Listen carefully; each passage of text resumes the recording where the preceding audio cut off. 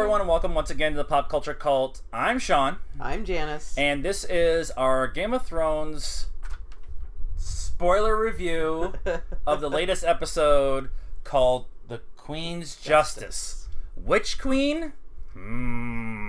So many queens. So many queens and so much justice, and it just so many things. We're a little late getting it done. We're about an hour behind everybody else, but it was worth the watch. Definitely.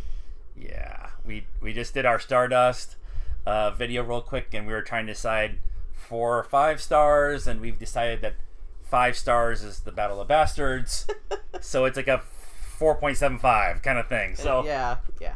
Really good episode. So let's get into it. By the way, again, reminder: we're gonna spoil it a lot. Spoilers, because I don't know how we talk about this without spoiling it. So I don't either. Okay, so we start off with Tyrion and Missandei meeting Jon and Sir Davros on the beach as they have landed finally.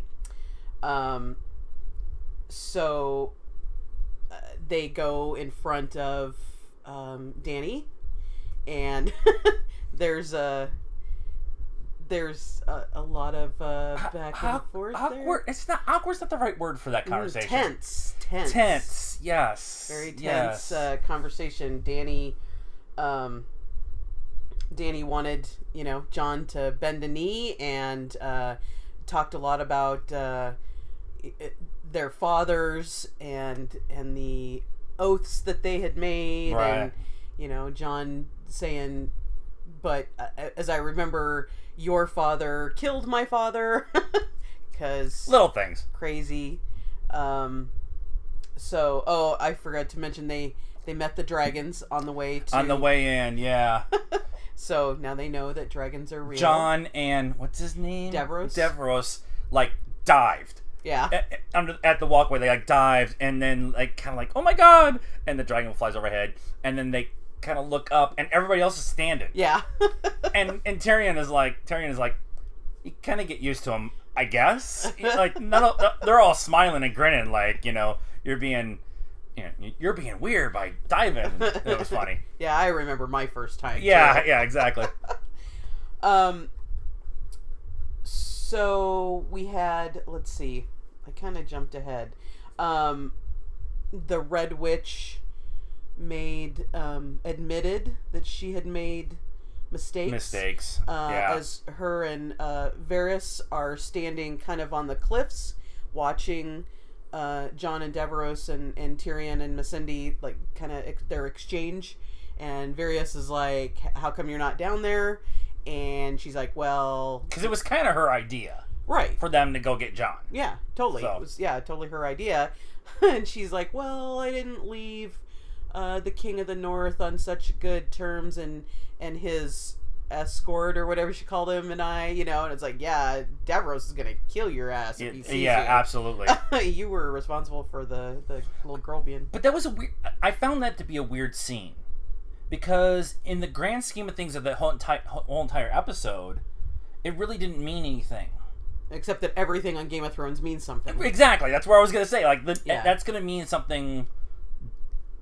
Maybe not the next episode, but down the line, that conversation is going to be her admitting that she made a mistake, kind of backing the wrong horse and making the wrong prophecy kind of decisions. Yeah. And it kind of makes you wonder if she really, means it, believes it. I mean, she always kind of seems like the person who's fully invested in whatever belief she has at that moment. Yeah. Because she was fully invested that Stannis Baratheon was the one that was gonna, fulfill the prophecy. Right. And he didn't. So yeah, it makes you wonder if she really, if it's just right now. That's it's this I'm thing playing right this now. horse right now until this horse dies, and then I'm gonna ride the next one. Yeah.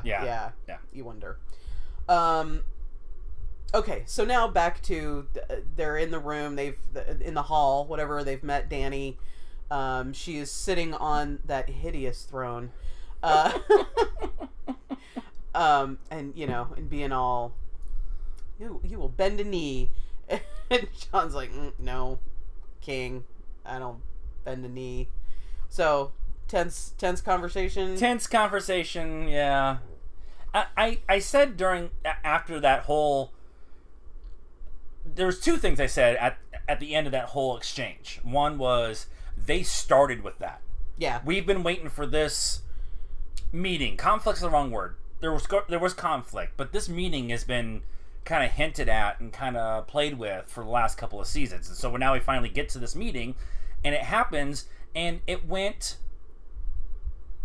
in a direction I did not expect, but I'm happy with it. I thought somebody was going to storm out at some point in time.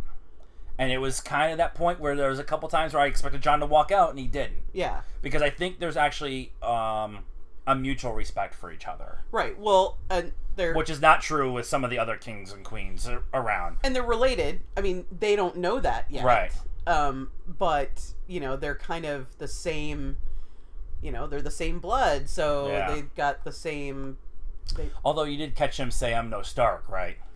Yeah. Yeah, that was kind of like he said, "I'm no Stark," and we're like, and then that was it. There was nothing else. It was just, they kind of moved on from there. So, and there was there were several interesting speeches in that whole thing. So there was Dany's speech to Jon, which was good speech. Now what? Kind of I mean, okay, still not really swaying him, and then and he's just kind of standing there like.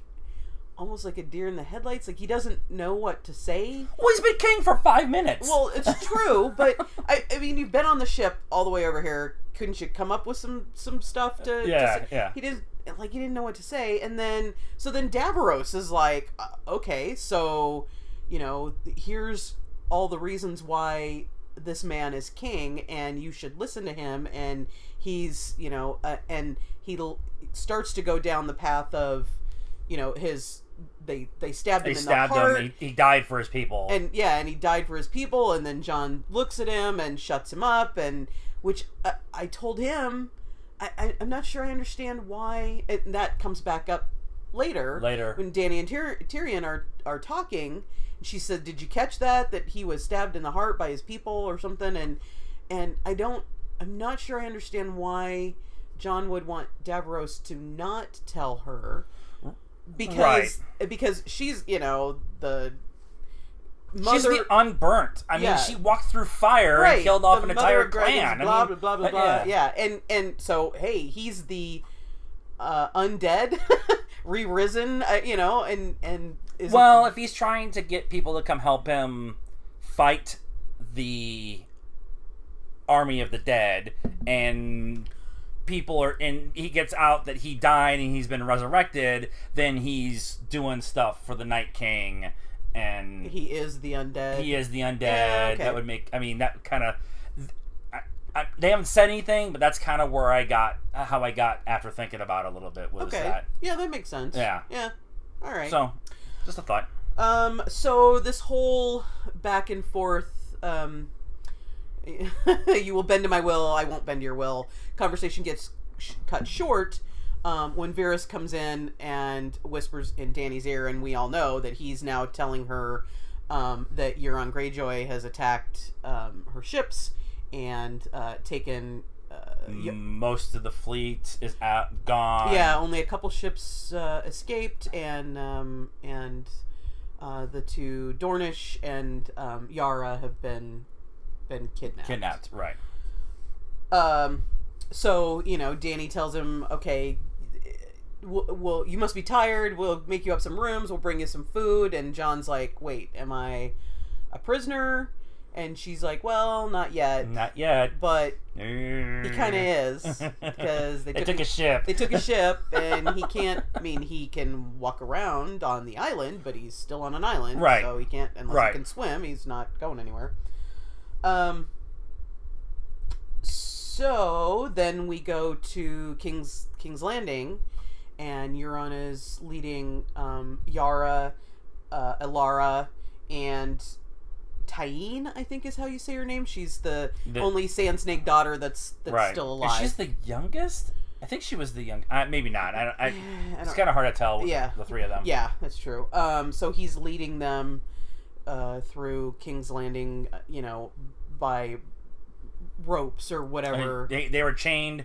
One was collared, and it was full on like, look what I did, very pomp and circumstance. Yeah. We talked about this last week about how he's going to be the bad guy because he's an arrogant asshole, and this was a great example of that. Yeah, he's he's all he's like riding the horse in front of everybody through the streets, and the streets are having this big party for him, and he's pulling them along by dog collars essentially. Yeah, and they're getting stuff thrown at them,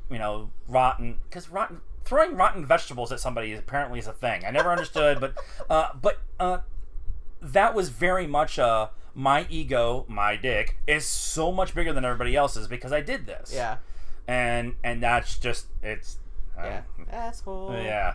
So he presents them to Cersei. Cersei is obviously just wants to jump off the Iron Throne and strangle Ilaria right then and there. Because she gets up. She hasn't gotten up. She gets up and walks over and kind of makes an announcement in front of everybody. Yeah. And you can just... And she's got this look on her face like, I am going to rip your heart out and shove it in your throat. Deservedly so. Right. Yeah. So Cersei tells Euron that he will get his prize when the war is won. So he's been put a little bit in his place now. Because he was thinking, I'm gonna go, get you this present, and you will be mine. And she's like, once the war's over, which we all know, she's just stringing him along. Somebody's not gonna live all the way through, so it's all right. No, because, I mean, ultimately, then he would be a threat to her. Right. She can't let any threats survive. We get into that conversation in a little bit here. Right. So Cersei gets her revenge. That was a pretty, I'm not a Cersei fan, but that was a good one. That was good. That's not what I expected her to do, because the mountain's standing there, right? Right. And I expected, she even alluded to, I thought about having him crush your daughter's skull in front of you, and just like he did to your lover, just like you did to your lover. And I thought that wasn't really the right way to. She was very creepy calm during the whole speech about how I've decided to kill you, with the mountain standing there, and it was are they going to be sex slaves to him until they die, or is he going to crush everybody? He's already got one of those. Oh, he's got one of those. He's got the chick, the nun chick, whatever. But I was just perfect way. Yeah. So spoilers. Cersei gives Tyene the long kiss goodnight. Yeah. Basically doing to her exactly what Ilaria did to Cersei's daughter, whose name I can't remember right off the top of my head. And they're both chained to a wall. So now basically Ilaria gets to watch her daughter die and rot away. They're just going to keep her there with the torches going. Yep. Keep her fed. If she refuses not to eat, they're going to shove food down her throat. They're going to keep her alive. Okay, keep the torches lit to watch her. Yep. And, yeah. She gets to just watch her daughter rot away. Yeah. Okay, that's a good one.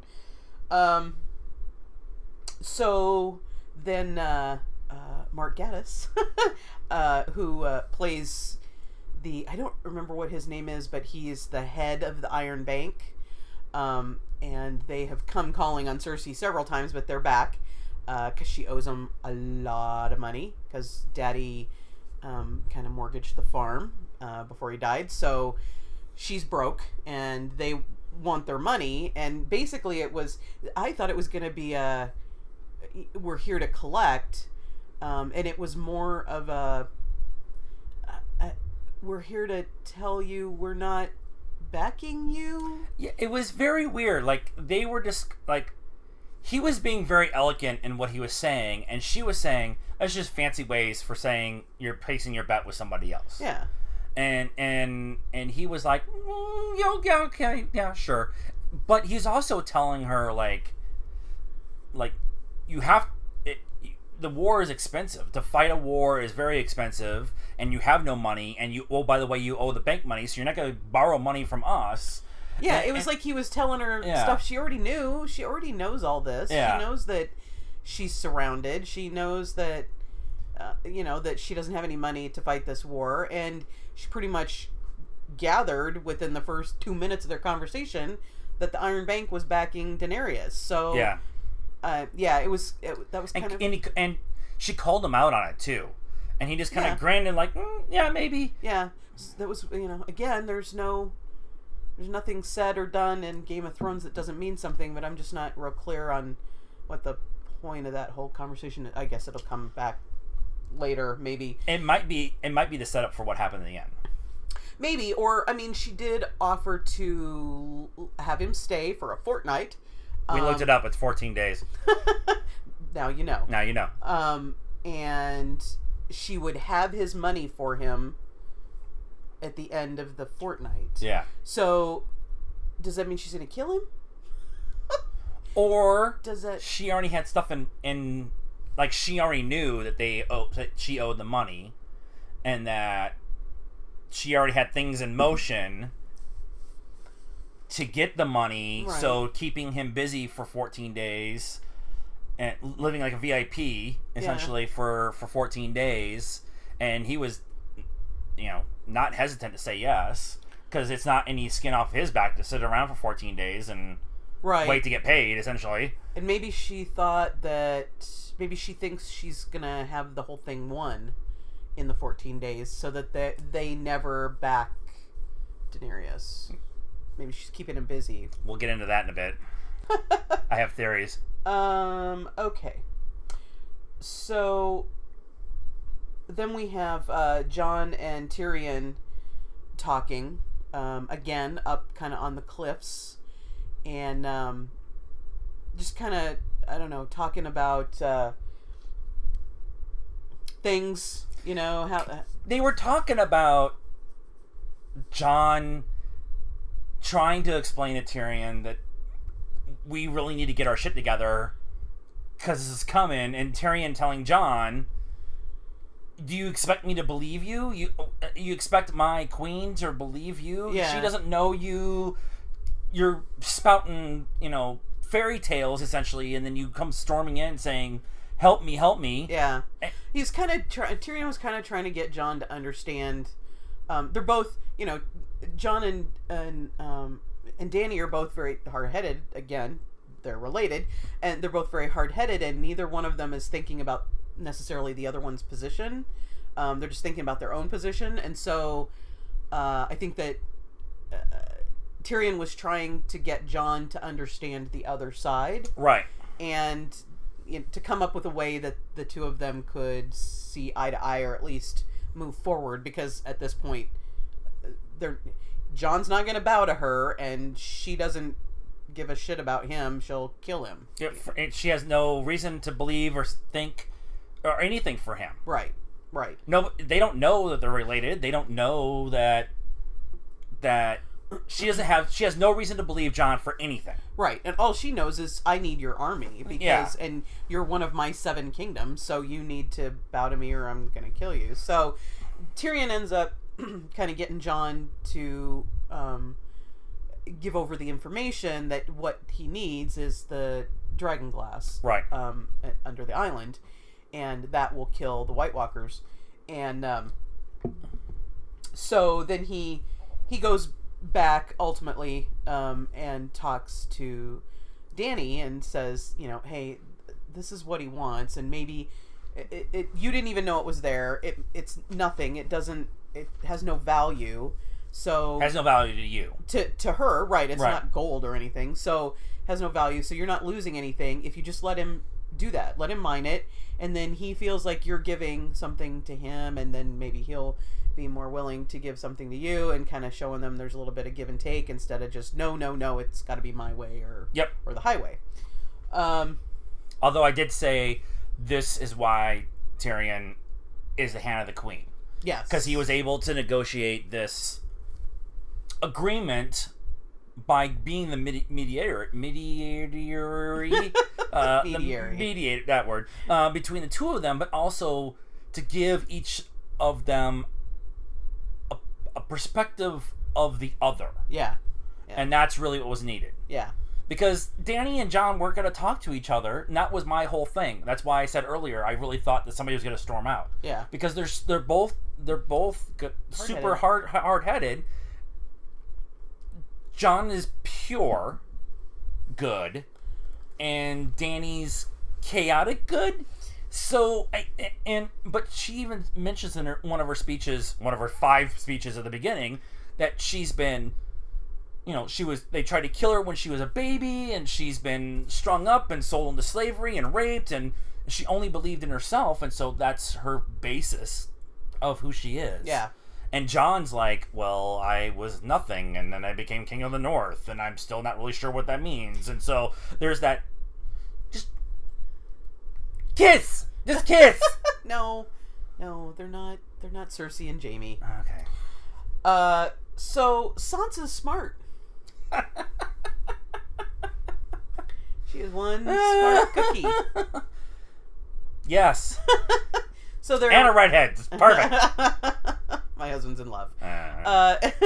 So they're back at Winterfell, and she's walking through the castle and with her maesters and Littlefinger, and do we have enough grain to last through the long winter? How long was the longest winter in the last 100 years?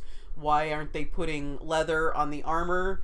Why would you put leather on metal armor? Because metal's freaking cold, and when it's the long winter and it's freaking cold, you need something to help insulate between. And she was pointing all this stuff out to the Maester and Littlefinger. No, the other guy. He was like the armorer or the. Yeah. He wasn't a Maester. He was in charge of the armory or something like that. He was wearing armor and stuff. But she was the one pointing all this stuff out in this conversation as they were walking through Winterfell, and I was like, I told you he's in love. So then at the end, Littlefinger gives her some advice about play out every scenario in your head as if it's happening or has happened or will happen, and constantly be playing out these different scenarios in your head, and then you'll never be surprised. And she was kind of like, oh yeah, that's actually kind of a good idea, and walks away, and he gets this smirk. So one of the things he said in that whole thing that really drove it home for me is everyone is a friend and everyone is your enemy. Yeah. And that's how he is. Everyone to him is a friend or a friend and an enemy. Yeah. And so he's playing every angle all the time. This is why he's Littlefinger. And that's why he's still around, by the way, too. Is because he's played all these scenarios out.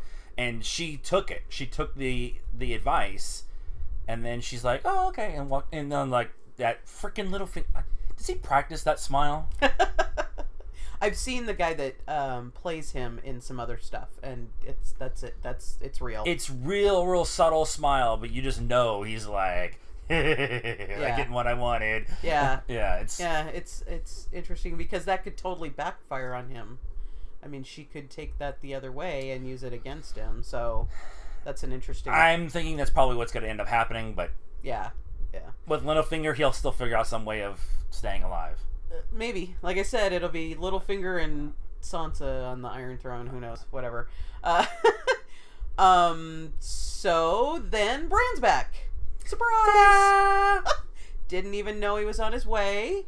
Last we saw him, they were coming into the wall. And he wasn't coming in the wall. Yeah, they let him in the wall, and then that's the last we've seen of him. And now, surprise, he's back. And some people have complained about Bran's story in the TV version. That's not how it is in the books, but. But it seems, I mean, in this instance, Bran plays a bigger part in the books. Now, I would understand that they'd have to cut a lot of that.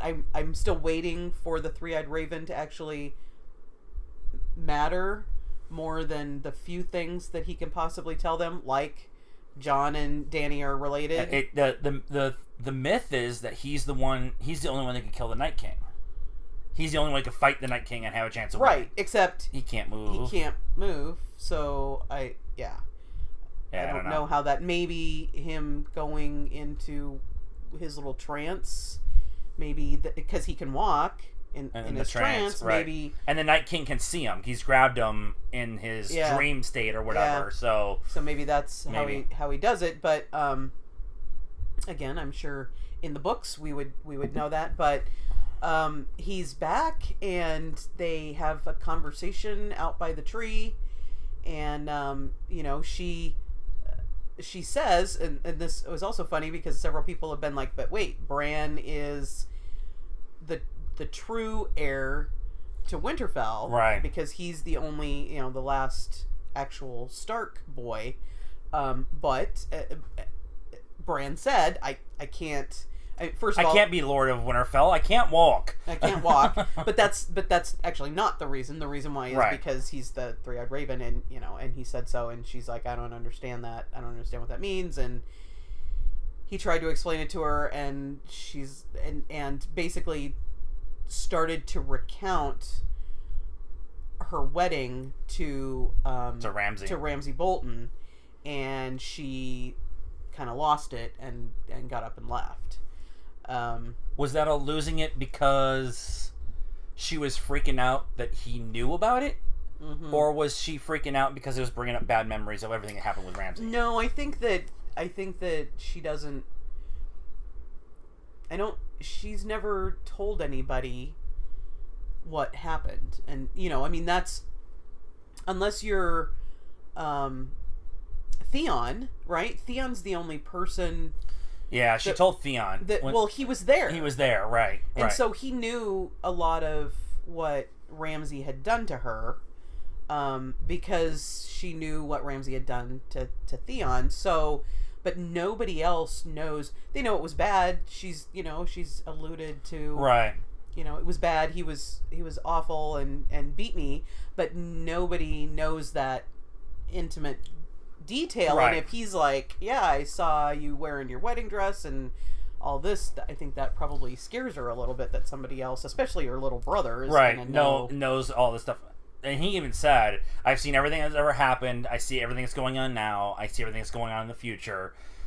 I'm still trying to figure out how to process it all, is pretty much what he was saying. Yeah. And then he went into the wedding night, and so it was like, I think it is what you were saying, that she just kind of freaked out that he knew. Yeah, that makes sense. Pretty dark and personal that she wasn't expecting him to know about. And I think she's saving that up too. All of that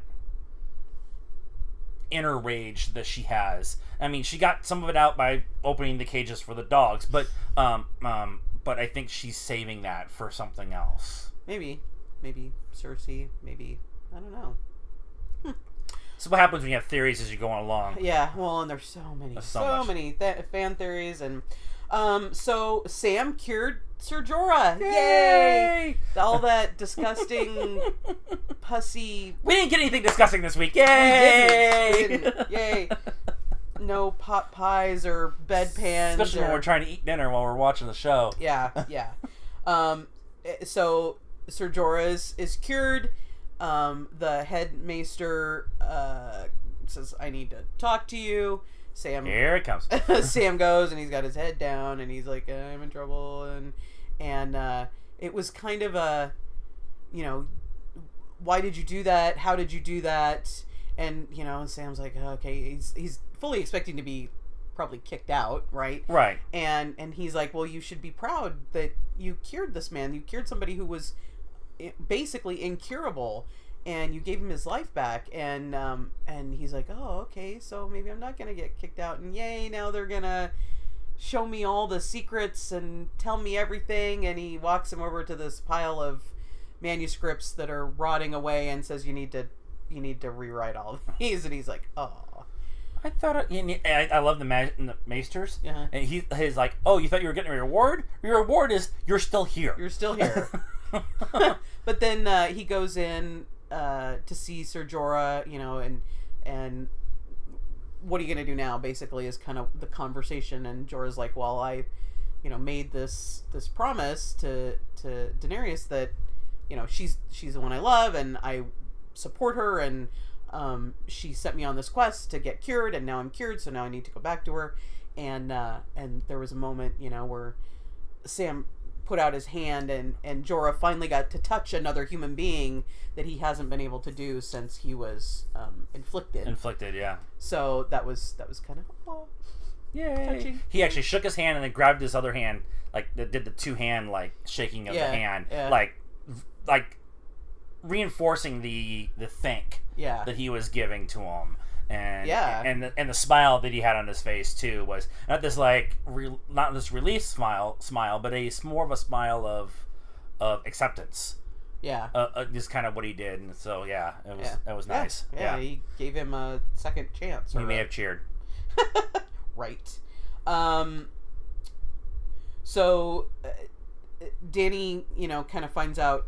Well, she's been told. She knows that Euron attacked the Doran ships, or the Greyjoy ships that the Dorans were on. I don't know, I'm confused about that. But anyway, so she wants to take her dragons and go off and burn the ships, and but they Varys and Tyrion talk her out of it because she can't get on the dragons. She's the only one who can ride the dragons right now, and she's just too important. Right, because they could shoot her down. Yeah. So they stopped that. Although I think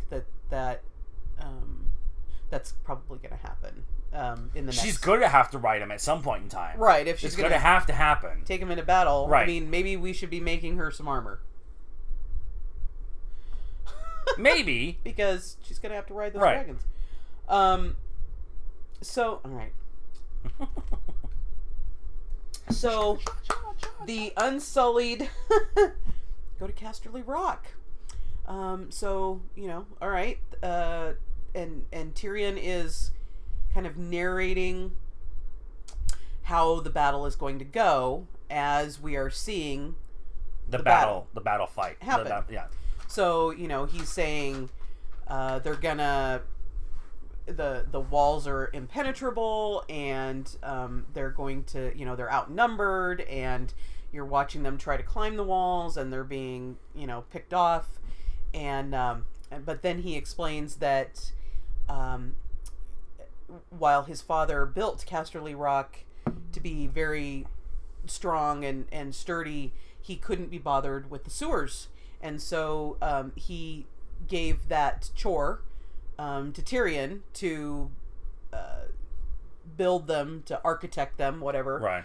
And Tyrion was not allowed to have women while he was at Casterly Rock. I don't know, is it a monastery? I don't know why he wasn't allowed to have women, but he wasn't. And so he built a way, architected a way in the sewers to sneak women in so that he could have his women while he was there. And so that's how the Unsullied got in. And basically it was actually only a handful that got in that way, and the rest of them were keeping them busy outside. And then they took them. They took Casterly Rock. And but then they're like, Grey Worm is standing on the embattlement on the wall, and he's like, where's everybody else? That was way too easy. Yeah, there's not enough people here. There should have been way more. As he looks out the embattlements, their ships are being sunk by Euron. And with that big, awesome, I want a model of that frickin' ship. That frickin' head ship, mothership, whatever you want to call it. It's just, it's so awesome. Maybe Lego, you should submit that idea to Lego to make that a Lego.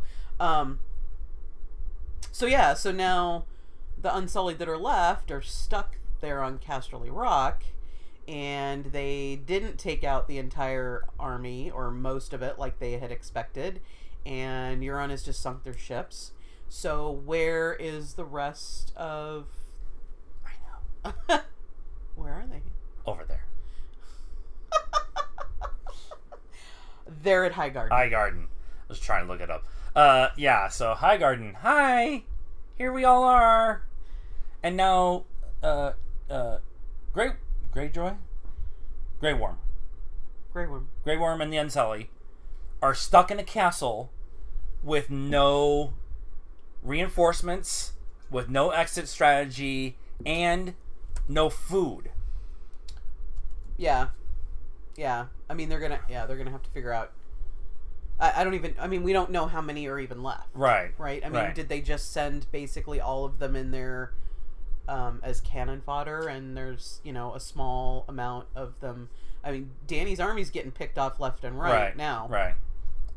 So, they're at Highgarden. So the Lannister army's at Highgarden, and they've taken it. They've fairly easily. Yeah, they've killed everybody. But Olenna Tyrell is left because she is one tough old goat, and it's going to take more than some arrows to bring her down. So she's up in her ivory tower, and her and Jaime are talking, and she's like, so is it over? Did you, and he's like, yeah, and they're talking back and forth, and she's like, bad things have happened, and I'm not necessarily sorry.